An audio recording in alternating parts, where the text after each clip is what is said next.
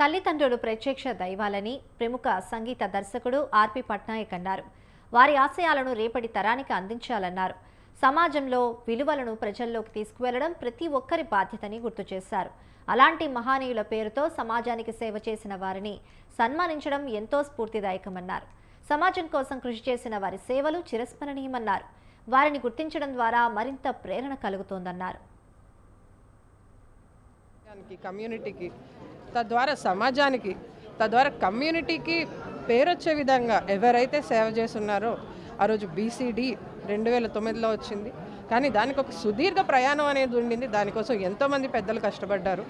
వారందరికీ ఒక ఘన నివాళులు కోవిడ్ తర్వాత దానికి ముందర చాలామంది అమరులయ్యారు.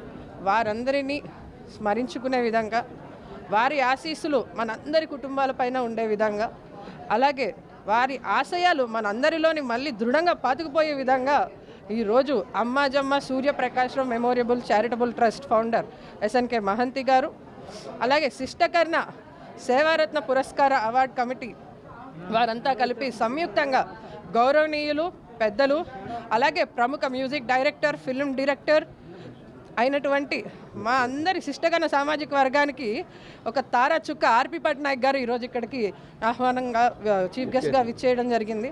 మా అందరికీ చాలా సంతృప్తిగా